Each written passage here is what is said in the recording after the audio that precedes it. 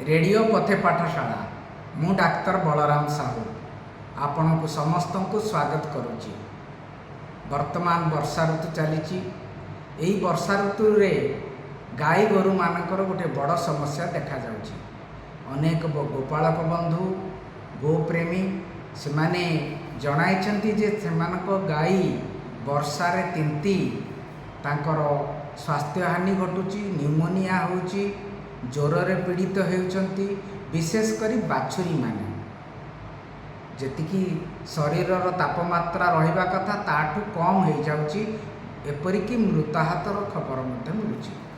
तेणु एभली क्षेत्र रे जोठी ग्रामांचल रे जोठी रही जंगल अंचल रे जो माने बसवास करुचंती गोपालन करुचंती सेमानक पई गोटे सहज सरल व्यवस्था कहिबी।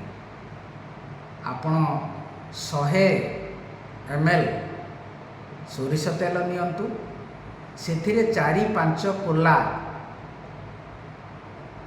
रसुण ताको छेची पकांतु एवं टिके फुटेई दियंतु, गरम करई दियंतु। फुटी सारला पर टिके ठंडा करंतु। सेइथिरु गोटे बाछुरी पाई 3-4 ml सोरिष तेल अध मुठा अटारे गोलेइकिरी ताकू अटा गोला करंतु। से अटा गोला को खाइबाकू दियंतु।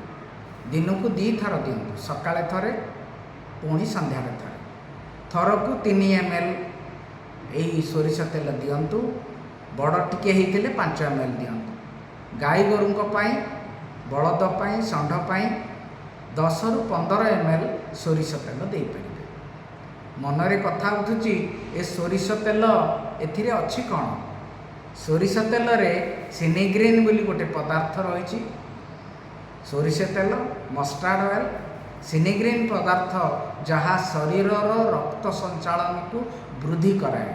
आउ जो तापमात्रा खसी आसूची तल स्तर को आसूची ताहाकू बढ़ाइबार साहाय्य करे। मु तो अनेक थर करिछि, आपण माने भी करंतु ना, देखिबे किभली सुफल मिलुची। कम खर्च रे एवं कम समय भितर आपण आपणकर गो संपद को गो वंश को रक्षा करि परिबे। आशा करुछि आपण निजे करिबे, अन्य मानकु जणैबे। जळई प्रदीप जथा जळाई आरेक, अन्य लोक को जणै यार भागीदार करंतु, ए ज्ञान कौशल को बांटंतु। आज पई एतिकी रखुछि। नमस्कार।